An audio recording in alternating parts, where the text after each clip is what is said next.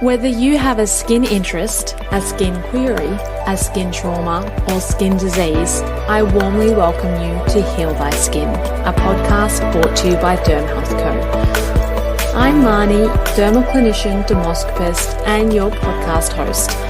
Skin is deeper than beauty, and our mission is to build the largest platform of specialised practitioners focused on skin health and skin empowerment.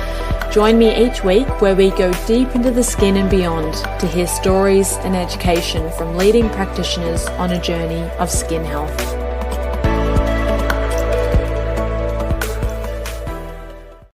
Wow, what an interview. Michaela had so much information to share, and this is actually the first podcast episode that we have covered on hormones. Fascinating, a huge, huge topic. The three deeper than skin insights that stood out to me were, number one, just how stress affects our skin. Of course, it can lead to inflammatory skin conditions. Michaela, what do you think is the biggest misconception about hormones and the way that they affect the skin?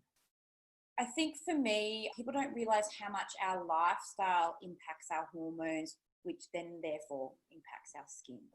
So, your stress, your diet, your relationships, your finances, all those type of things are going to impact how healthy our hormones are, which will then in turn affect our skin, because when you look at the body holistically, everything that's happening in the body is affecting every system, if that makes sense. Yeah, all systems are interconnected. They're not separate entities. Absolutely.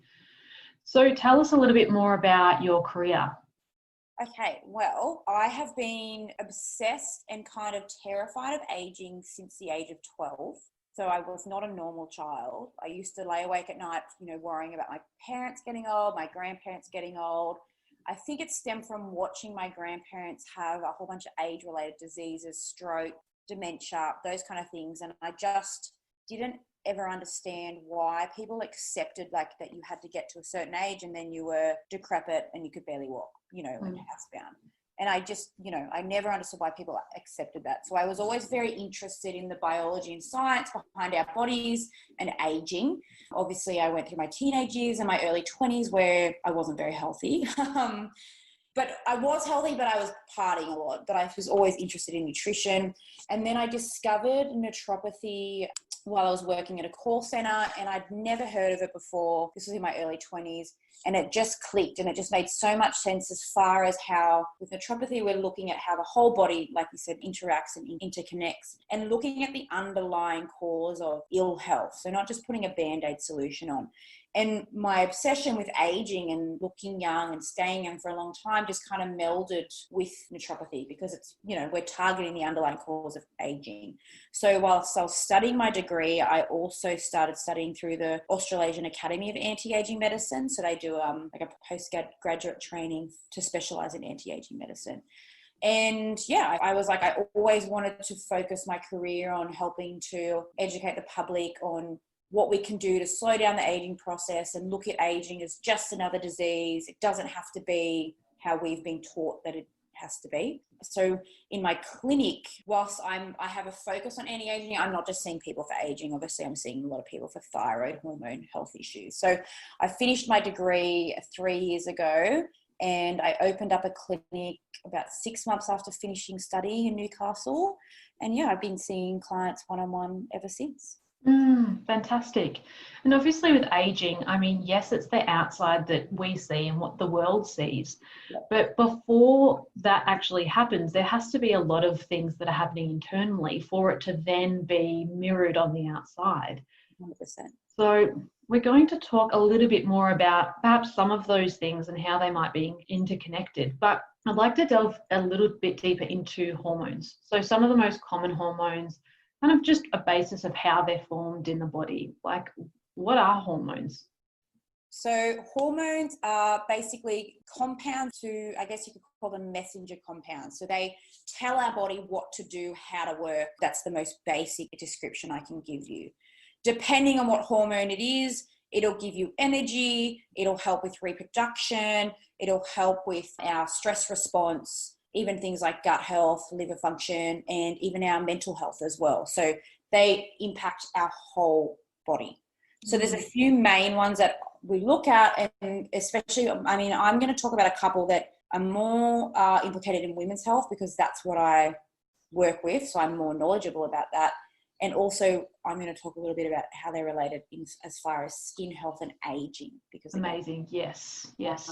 All of our hormones first start off with the pituitary gland. So it's the very, I guess, the base control center of where hormones first start.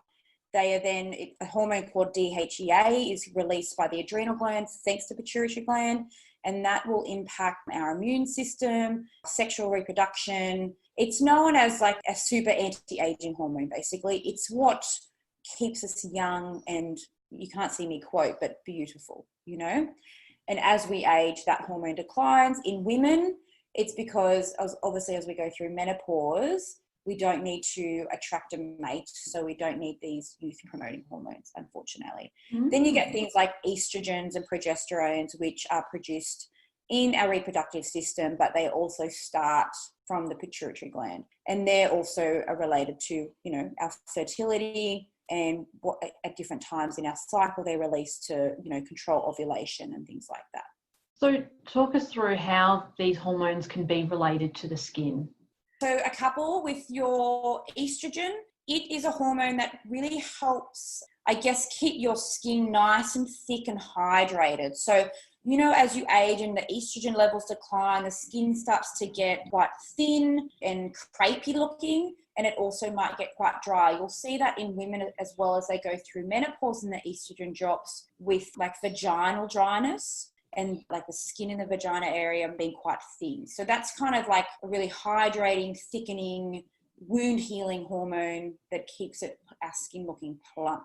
And then you've got progesterone, which helps support more the elasticity side. So how stretchy our skin goes. So as we age, you know, like I did this with my nan when I was little, you'd like pull the skin on the back of the hand and it would just kind of stay there. So the decline of progesterone. So the skin elasticity will flip back the higher progesterone levels we have. But it also helps with the circulation side. So obviously we get all of our nutrients through our blood. So the better circulation we have, the more nourished our skin cells are going to be. As those progesterone levels decline, that circulation is impacted as well. And you've got like your DHEA, which is just, it's going to impact also the thickness of the skin, the collagen production. It will also impact things like, as it declines, like skin pigmentation. So, you know, you might see like those liver spots, or you get extra pigmentation as you age. And also your skin will dry up, so you won't produce as much like oil or sebum as you get older and the DHEA declines. So that's why we want to support healthy hormones to keep the skin plump, moist, thick and elastic, I guess. Interesting. And we know that sebum is so important in that skin barrier function as well. So if we don't have that sebum on the outer layer of our skin, then our skin might be more prone to breakdown, etc. Yes, yeah. So when we're talking about hormonal skin conditions, you know, you mentioned dry skin. You talked about, you know, even oily skin, that can be, I guess, on the other flip side of hormones. And then things like acne, how do you address these? Well, I guess it really depends. I mean, as a naturopath, we are looking at the whole person. So when someone comes to see me in clinic, hormones obviously play a role, but what is impacting those hormones we have to look at? So that can be liver function, gut health will impact your hormone balance, even nutritional deficiencies as well. So for something like acne, it might be an excess in progesterone. So we might need to look at helping to lower the progesterone and balance out that estrogen progesterone balance. But also things like zinc. Zinc plays a really big role, or zinc deficiency plays a really big role in acne. And so does our blood sugar. So excess insulin or insulin resistance, you know, a really sugary diet is going to exacerbate acne, create more inflammation, and take a lot longer for the skin to heal as well. And things like oily skin would be, you know, again, you'd be looking at excess DHEA. So people can have excess amounts of this. So just because it is a youth promoting hormone doesn't mean that if you have lots of it, you're going to be healthy or look young. Do you know what I mean? So it'll create excess oil, and also, you know, poor liver function will impact estrogen clearance, which also can impact how oily your skin is as well. So quite a few things at play. I never just look at just what the hormones are doing. We're going to look at everything when we're treating a skin condition. Yeah, so important to look internally, externally. And then I guess on the flip side, so if you are addressing these hormonal skin conditions, do we see an increase in the health of our skin? Like, is it a matter of, for example, a woman that might have reduced estrogen, if they are maybe increasing that or balancing that out or taking hormone replacement or something, would they perhaps see an improvement in elasticity or collagen within their skin? Or is it kind of once it's done, it's a bit late? You'll never go back to where you were. Do you know what I mean? Like, you'll never go back to 20 or 30-year-old skin when you're at 50. But yes, definitely supporting healthy hormones at all ages is going to impact your skin health. You'll never be 30 years old again, but you'll have healthier, plumper skin. It might look more, like glowy, and definitely acne. I get quite a lot of women in their mid to late 40s, especially with thyroid issues, that have adult acne. So we start to address the thyroid issues and their acne goes away and they have clear, happy skin. So again, depending, you're never going to look like you went under the knife with your diet or naturally. Wouldn't that be amazing? Wouldn't that be amazing? But you will look, for me, like I'm integrative. So like I'm all for all the, cosmetic treatments too, even though I like all natural things. Yeah, you won't look like you went under the knife, but you will prevent, that's right, you will, by nourishing and helping to support healthy hormones throughout our whole age, you can slow down the aging process. So you can slow down how quickly the skin health deteriorates. Yeah, which is important.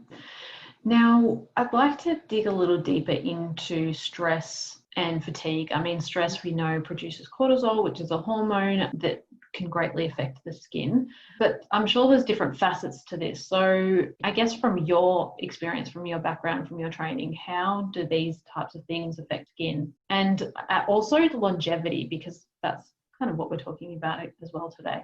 Totally. Let me preface this by saying, with anything with longevity, it won't have an impact on the skin until everything inside is sorted out. But once you sort all that out, the skin will benefit from it. So when we look at stress impacting longevity and skin health, so when you have chronic stress, you're creating cortisol all the time. So you're pumping out cortisol, which in small amounts is amazing. It's really good for our health. But if you're exposed to it all the time, you create a lot of inflammation and oxidative stress.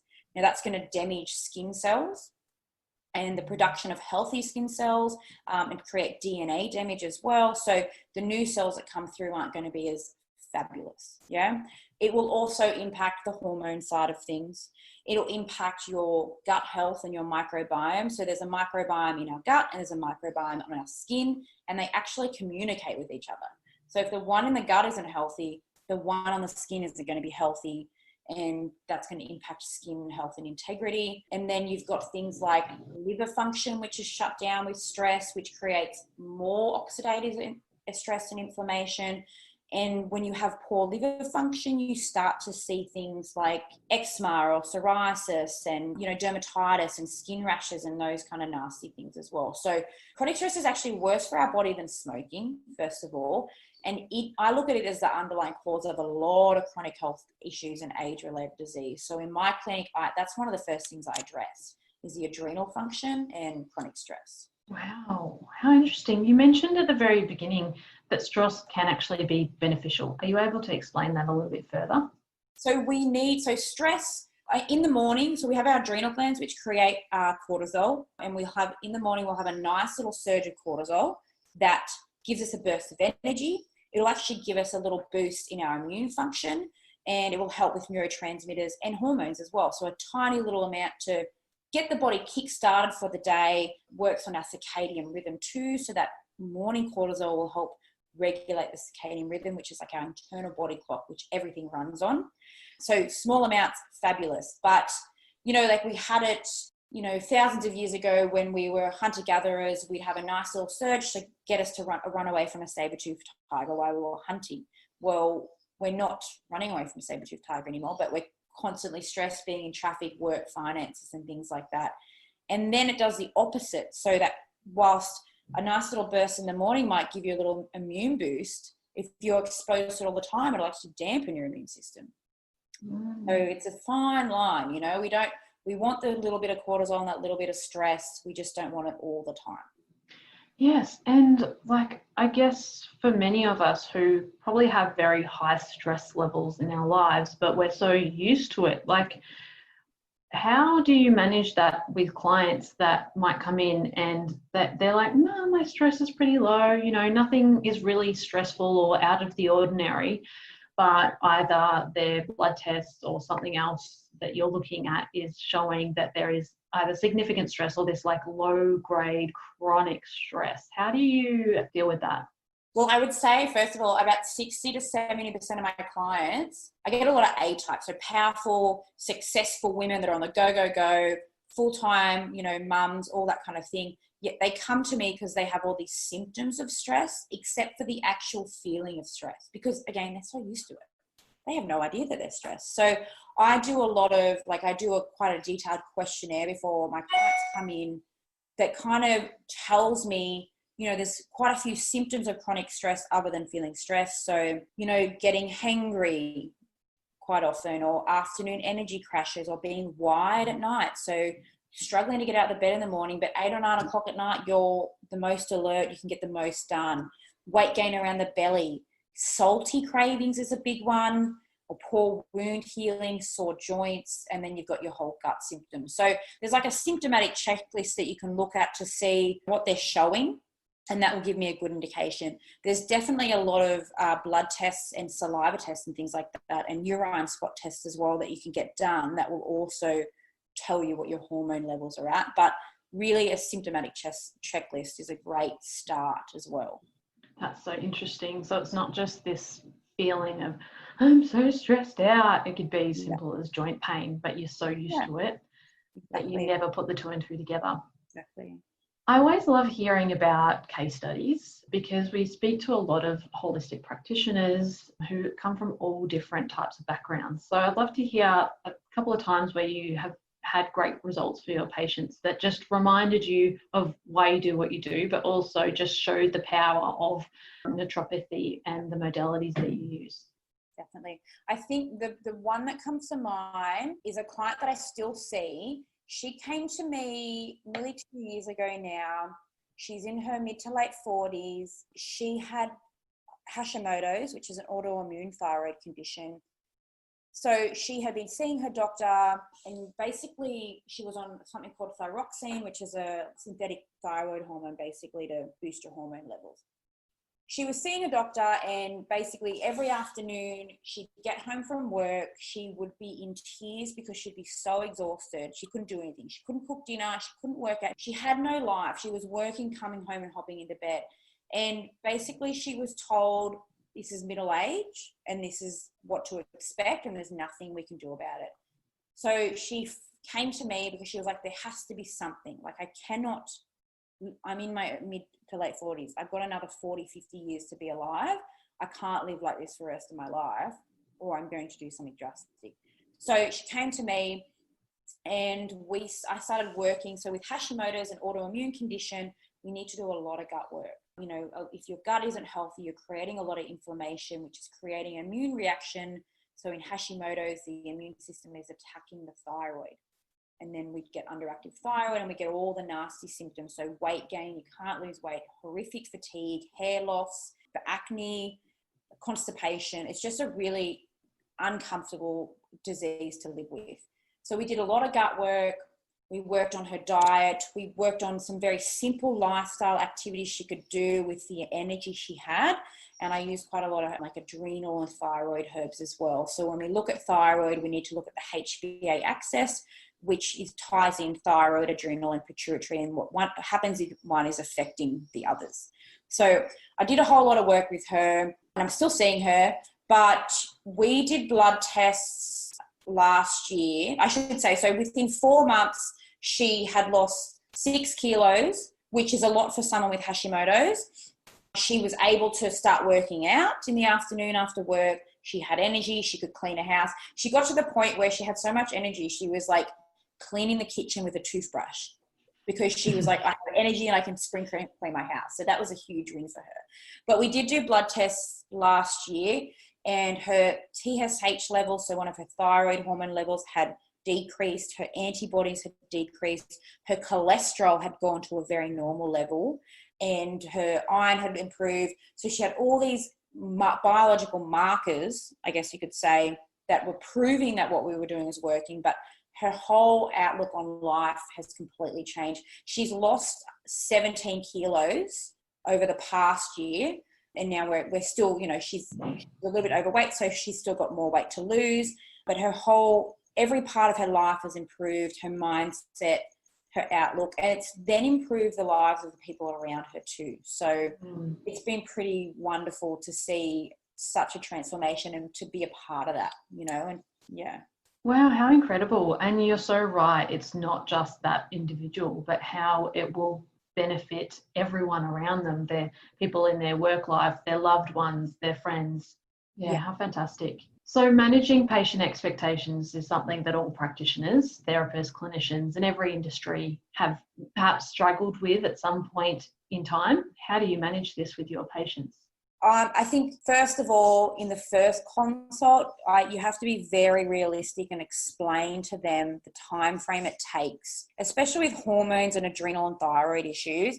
It's not an easy road, and I also let them know that a health journey is never a straight line. It's up and down, up and down. So you have to be realistic. I always give a timeline of 3 to 6 months before you're expecting to see huge results. So then they're not disheartened when after 2 weeks they haven't lost 10 kilos and they're not running a marathon. And I keep them on track too. I have like a thing where I have email and text support for my clients. So they reach out to me when they're at those lows, because everyone's going to have those lows and those days where they just want to bang their head against a brick wall because it's not happening straight away. Yeah. And in regards to, I guess, the future of naturopathic medicine, we did see that in the Australian health system, they were looking at doing some reforms. What do you think will change in the future, specifically for naturopathy? Look, at the moment, they're looking at, in our community, they're looking at registration so that we are more recognised.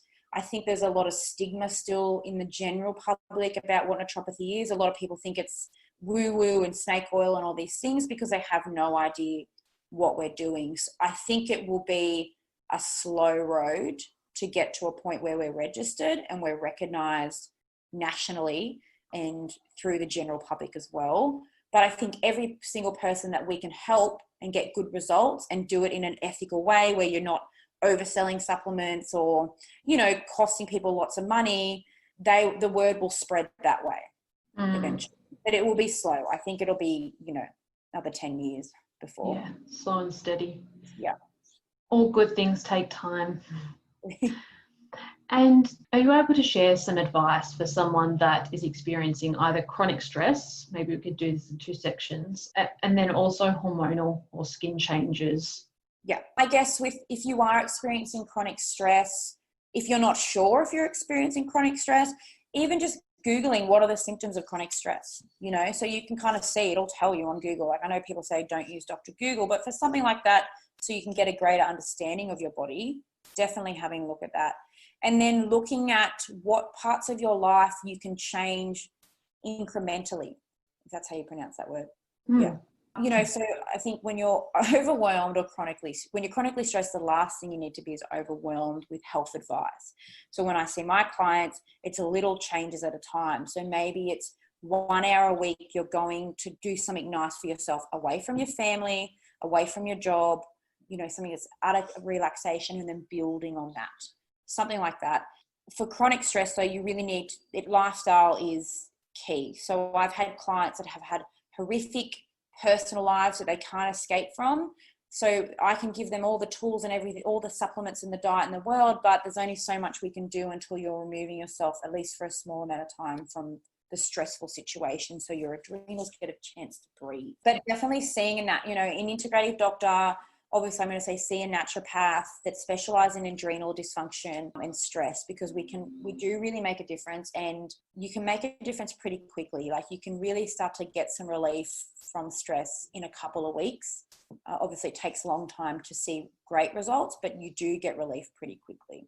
Yeah. What about for those that may be experiencing hormonal skin changes due to hormonal things So happening? as far as like menopause and aging goes, Yeah. yeah, definitely looking at things like supporting healthy hormone production through food. So something like seed cycling would be good. So nourishing your body with phytoestrogenic foods like linseed or flaxseed, chia seeds, hemp seeds, pumpkin seeds, those kind of things, and even like edamame or some soy foods. So that's something you could start straight away with menopausal hormonal decline and skin health. Can you But I would explain what seed cycling is? So it's where you are basically eating phytoestrogenic rich seeds to support the production of estrogenic hormones, basically. So they're just a natural way to give you a little boost. You can have them every day, or if you're pre-menopausal or perimenopausal, you can have them at certain times in your cycle to give you a little boost. So, leading up to your period, or leading up to when you ovulate, depending on what time it is, you can have certain seeds. There is lots of information online about it. It's a cheap, easy way to support estrogenic and progesterone hormone production though. So with, menopause and perimenopause, there's a few tests that you can get done, but a really good one is the Dutch test. So it's a urine test, a dried urine test, and it covers a whole bunch of hormones related to obviously our female sex hormones, but also adrenal function, DHEA and that. So it gives you a good indication of what your levels are. So you can really narrow in what's impacting your skin, of course, and the rest of your hormones. Interesting.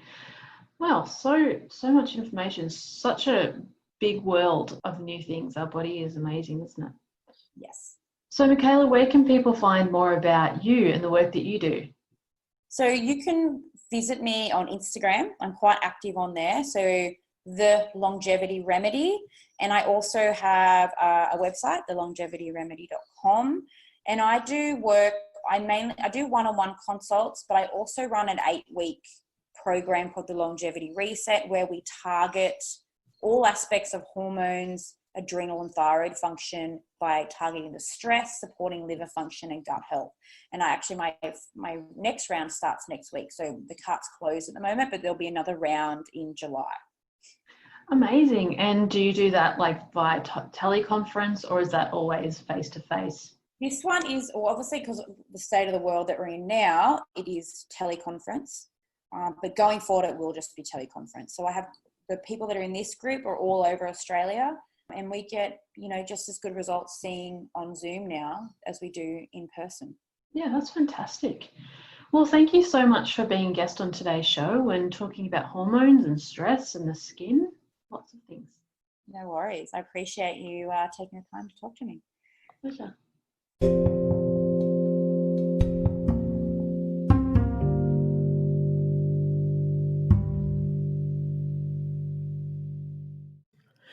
Wow, what an interview.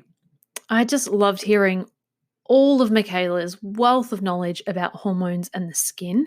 It's actually a topic that we haven't covered yet on the Heal Thy Skin podcast, and it's been something that I've wanted to cover for quite some time. And it's just amazing how much hormones affect our skin, and it's not something we will always think about.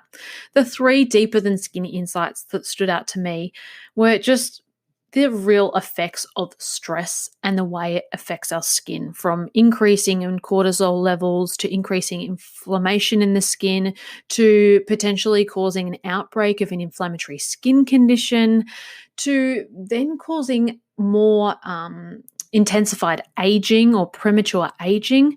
So many reasons for us to relax. And it has been said that chronic stress is actually worse for us than smoking. So it's really, really important to kind of evaluate the stress in your life, because I know for myself sometimes I think I'm not stressed, but we can be in this like perpetuating low grade chronic stress for a very long time, and it becomes our new normal. Essentially, a guest that we are having on the show in a few weeks' time is actually going to be speaking about meditation and the importance of meditation and mindfulness type practices for healing. So that is an episode that you are definitely going to want to be listening to that will be dropping in the next few weeks.